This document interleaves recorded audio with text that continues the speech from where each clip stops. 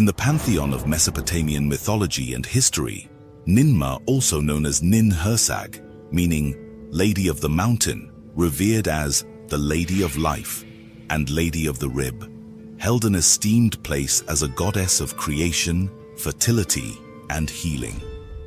Known by many other names including Ninti, Ninmah, Nintud, Nintur, Beleli, and Mami, her influence spanned millennia, symbolized the profound mysteries of birth, life, and the divine artistry of human creation.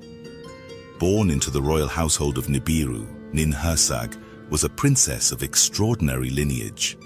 The daughter of King Anu and a concubine woman believed to carry Andromedan Grey, or Alpha Centaurian blood. Ninhursag inherited a blend of regal authority and otherworldly grace. Ninhursag, the half-sister of Enki and Enlil, the male heirs to Earth's rulership, wielded the power to transform her avatars across epochs, as was customary among Anunnaki leaders. She left her mark on the world's myths and pantheons, adopting various identities. In Greek mythology, she appeared as Hera, the goddess of women. In Norse legends, she was Freya, and in Egyptian cosmology, she aligned with Isis, the revered mother goddess. Her early years on Nibiru were filled with the rigorous training befitting a royal child, yet her interests diverged from the political scheming of the court. From a young age, she displayed an innate curiosity for the sciences, particularly medicine and biology, and her compassionate spirit endeared her to all who knew her. As a youth, Ninhursag often wandered the grand halls of Nibiru's medical academies, observing the ancient healers and scientists as they worked. Under the tutelage of Nibiru's finest medical minds, she mastered the advanced healing arts and soon surpassed her instructors. Her abilities were not confined to the scientific. Ninhursag's voice, said to be imbued with the harmonics of creation itself, became a central feature of Nibiru's most sacred ceremonies. Her singing resonated deeply with her people, and her performances during momentous occasions, such as the coronation of her father, King Anu, and later at the founding of the Great Pyramid of Giza, became legendary. Despite her privileged upbringing amidst the grandeur of the royal palace, Ninhursag's soul was deeply entwined with the struggles of her people. A child of wisdom and compassion, she could not turn a blind eye to the mounting challenges that loomed over Nibiru like a dark, relentless storm. The planet's once vibrant golden shield, an ethereal barrier crafted from suspended gold particles, had begun to falter, its luminous brilliance fading into a fractured veil. Without this shield, their world would succumb to the cosmic forces, its fragile ecosystem unraveling. Each day, Ninhursag wandered through the opulent palace gardens, a sanctuary of rare and ancient flora that mirrored the beauty Nibiru was losing. Her golden eyes, often described as holding the light of two suns, gazed at the sickly hues spreading across the sky. The sunsets, once a cascade of rich ambers and purples, now bled into murky yellows and ominous grays. The sight filled her heart with an ache that no luxury could soothe. A fierce advocate for Nibiru and Ansha, she and the ancient council implored her father to prioritize more efforts to save their world. When King Anu declared the mission to Earth to mine gold as a solution to Nibiru's plight, Ninhursag volunteered to assist. "Let me heal, let me create," she told her father. "If Earth is to save Nibiru, we must give it life." En route to Earth, Ninhursag's journey brought her to Mars, where she encountered a harrowing scene. Alalu, the once mighty king of Nibiru who had challenged Anu for the throne, lay dead on the Martian surface, a victim of exile and despair. Beside his remains, the loyal commander Anzu clung to life, his body battered by Mars' unforgiving environment. Moved by their plight, Ninhursag drew upon her medical expertise to stabilize Anzu. Employing advanced Nibiruian healing technology that involved soundwave frequencies to restore his body from the brink of death. Her actions underscored her unwavering commitment to life and her wisdom beyond brothers, even in the face of political enmities. Together with Anzu, she oversaw the carving of Alalu's likeness into a Martian mountain, a solemn tribute to the fallen king. This colossal statue, etched into red rock, symbolized not only Alalu's ambition and fall, but also the enduring complexity of loyalty and remembrance. Before departing, Ninhursag instructed Anzu to establish a way station on Mars, a critical hub for transporting the gold vital to Nibiru's survival, leaving behind 20 of her best-trained astronauts from various star systems to support the mission. This station would serve as a vital transshipment hub for gold freighters traveling between Earth and Nibiru. Enki had designed a fleet of rockets specifically for the purpose of transporting gold, a resource critical to Nibiru's survival. These rockets required trained crews to man them and manage the intricate logistics of Earth's gold mining operations and the interplanetary supply chain. Mars, positioned strategically between Earth and Nibiru, became a key element of this network. Leaving Anzu to oversee the Martian station, Ninhursag continued her journey to Earth, where Enlil and Enki eagerly awaited her arrival. Both brothers, driven by their ambitions to secure their bloodlines and royal legacies, sought to claim Ninhursag's favor and womb for a male heir. According to numerous texts, Ninhursag had more affections for the younger brother Enlil than she did for Enki. Ninhursag and Enlil birthed an heir child together back on Nibiru. His name was Ninurta, the god of war and hunting, and also the god Apollo in Greek mythology. Following her arrival on Earth, Ninhursag engineered a healing potion for the sick Anunnaki and Nibiruans, utilizing various plants from Nibiru. Among the Anunnaki, she was a central figure to the ingenuity of humanity and the primitive worker, a task she shared with her half-brother Enki, the god of wisdom and water. After countless failed experiments, Enki's ingenuity led to a solution. Ninhursag courageously inseminated herself with the genetic essence of early hominids, combining it with the Anunnaki's advanced DNA. The result was unprecedented. After a 10-month gestation, she gave birth to Adamu, the first Homo sapien. Adamu was unlike any creature before him, a harmonious blend of Earth's primal vitality and the Anunnaki's divine essence. As Ninhursag nurtured him, she watched with awe and maternal pride as he grew from a fragile infant into a curious child. His development was remarkable. He displayed not only physical resilience, but also a sharp intelligence and adaptability. Adamu's form resonated with the Anunnaki. Ninhursag's main cult center during the early reigns of Sumer and Kemet was in Kish and Shurubak, a city gifted to her by Enki.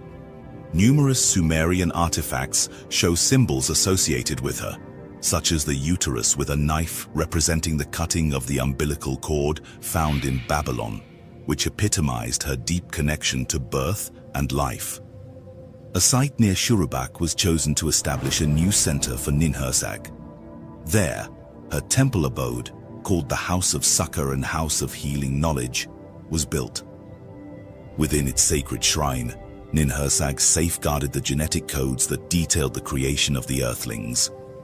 The rise of monotheism eventually diminished Ninhursag's influence, as the concept of a singular creator deity replaced the intricate polytheistic tapestry of Mesopotamian religion. As early human civilizations became more patriarchal, the prominence of Ninhursag began to diminish, while male deities like Enki and Enlil grew in influence. Texts from this period reflect this shift in the divine hierarchy, with her powers and roles often overshadowed or absorbed by her male counterparts. Nevertheless, her worship endured in various forms, symbolizing the lasting resonance of the mother goddess archetype. In the myth of Enki and Ninmah, which is one of the numerous Sumerian creation stories, the text opens with the younger gods weary from all their endless toil. They are forced to dig canals and harvest fields and engage in all kind of menial labor, which prevents them from greater work or any kind of leisure. They cry out to Enki to do something to help them, but Enki, represented as a supreme god, is resting after the effort of creation and will not wake. Enki's mother, Namu, hears their cries and carries their tears to Enki, waking him. Enki is annoyed with the request but consents to his mother's wishes that he create beings who will ease the god's burden. He asks her to work with Ninhursag and other fertility goddesses to create human beings and give them life. Once the modern human primitive workers were engineered, Enki held a great banquet in celebration. All the older gods praised his wisdom, and the younger gods are relieved of their labors. Enki and Ninhursag sat and drank beer together and eventually become quite drunk. Ninhursag then challenged Enki to a contest of sorts, saying how the humans' bodies, Enki's design, may be either good or bad, but their fates will be good or bad depending entirely on her will. Enki accepts her challenge, saying, "Whatever fate you decide, good or bad, I will improve it." Ninhursag engineers a being whose hands are weak, and Enki improves his life by making him a servant to a king, because he would not be able to steal. She then engineers a being and blinds him, but Enki improves his life by giving him the gift of music and making him minstrel to the king. This same pattern goes on with Ninhursag, giving Enki greater and greater challenges, which he meets. She ultimately creates a being devoid of both male and female reproductive organs, but Enki finds a place for this creature as a eunuch to the king who will watch over him. Ninhursag is frustrated and threw her clay test tubes to the ground, but Enki picks it up and resumes the game, telling her how he will now fashion a creature and she must improve its fate as he has done. He creates a man afflicted in every area of his body and hands it to Ninhursag. She tries to feed it, but it cannot eat, neither can it stand, walk, talk, or function in any way. She says to Enki, "The man you have fashioned is neither alive nor dead. He cannot support himself." Enki objects, pointing out that she presented him with a number of challenging creatures, and he was able to improve on them all. Ninhursag's response to this is lost, because the tablet is broken at this point, but when the story resumes, Enki is obviously the winner of the challenge, and the work ends with the lines, "Ninma could not rival the great Lord Enki. Father Enki, your praise is sweet." In the myth of Enki and Ninhursag begins on equal footing with the god, but by the end loses her status. It is known that the female deities in Mesopotamia were overshadowed by the males during the reign of Hammurabi of Babylon. If it could be authoritatively determined that the story of Enki and Ninhursag dated from this time. On the day the Great Pyramid began to rise from the desert sands, the skies above seemed to pulse with an otherworldly energy. As the sun began to dip beneath the horizon, casting long shadows over the workers and the assembled guests, a soft hum filled the air, a sound that seemed to resonate with the very soul of the earth. This was no ordinary moment. The Anunnaki had gathered, and with them, the gods themselves. Among them was Ninhursag, arriving in her celestial craft of unlike anything the mortals could have understood. Her spacecraft, shaped like a radiant crystalline lotus, descended from the heavens with grace and majesty.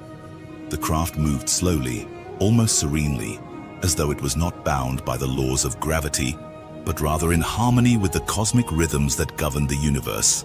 As it touched down, a burst of radiant energy expanded outward, and the craft unfolded like the petals of a flower, revealing Ninhursag standing within it. Her divine presence seemed to magnify with the opening of the craft, as if the very space around her grew alive with cosmic power. She stepped down gracefully, her flowing gown catching the breeze, and the shimmering locks of her hair, intertwined in the sacred style of her elongated head, swayed with each movement. Her towering presence over the humans, her eyes, deep and knowing, surveyed the gathering of both Anunnaki and mortals, and in that moment, the air seemed to hold its breath. The Anunnaki, resplendent in their celestial garb, stood in awe of her arrival. Thoth, with his wisdom etched into every line of his face, nodded in acknowledgement, a smile hidden beneath his composed demeanor. The others, Enki, Enlil, and the Divine Assembly, followed suit, their regal stature a reflection of their immense power and responsibility. The ceremony had begun, not as a somber occasion, but as a celebration. The building of the pyramid was a cosmic event, one that transcended to the home systems of Orion and Sirius. The great structure was a conduit between the realms of the gods and the mortal world, a place where the divine could descend and where souls could ascend. It was a monument to the balance of life, the unity between heaven and earth, the eternal cycle of creation and destruction, birth and rebirth. The ceremony began with the soft chanting of the Anunnaki, their voices rising in harmony, a deep, resonating sound that seemed to reverberate through the very foundations of the earth. The chant echoed through the pyramid's core, each syllable a note of the celestial song that would bind the heavens and earth together. Ninhursag, with her graceful and powerful presence, stepped forward to lead the blessing. She raised her arms to the sky, and as she did, the winds themselves seemed to rise with her, swirling in a vortex of divine energy. Her voice, when it came, was like the sound of the earth itself speaking, soft yet filled with the weight of eternity. "From the soil we rise," she sang, her voice carrying across the land. "From the emerald crystal we are born. We are the children of the stars, and we shall return to the stars. Let this mighty house stand as a beacon of life and death, a passage through the realms of existence. As it rises, so too shall we rise with it, bound by its sacred energy that connects us all." The chant that followed was ancient, a song once known by the Draconians and Lyran houses. It resonated with the deep power of creation itself, intertwining the energies of the Anunnaki and the mortal beings who stood before them. Ninhursag's actions on Earth, laid out through various myths and cultures, demonstrate her pivotal role in the Anunnaki saga as a healer, master geneticist, innovator, and symbol of compassion amidst the turbulent power struggles of her otherworldly civilization. Her decision to revive Anzu and honor Alalu by crafting the iconic statue on Mars reflects her deep sense of duty and empathy. She not only shaped the fate of her kin, but also left a lasting legacy etched into the Martian landscape, a reminder of both triumphs and tragedies of the ruling of the Nibiruan Anak Atlantean Empire. What do Ninhursag's actions tell us about the balance between duty and compassion in leadership? How do you think Ninhursag's influence shaped the Anunnaki's approach to their interplanetary missions? Let us know all of what you think about the mother extraterrestrial Princess Ninma, also known as Ninhursag. May the eternal light forever guide your path. See you on the next episode.